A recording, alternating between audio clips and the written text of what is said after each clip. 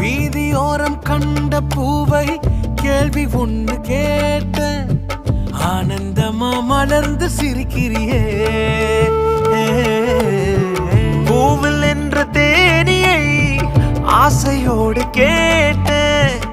ஆனந்தமா எப்போதும் பறக்கிறியே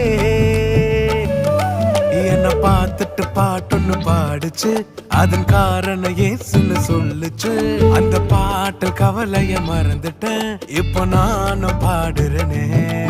புது புதுசா எண்ணங்கள் பிறக்குது மனசுங்க ரெக்க கட்டி பறக்குது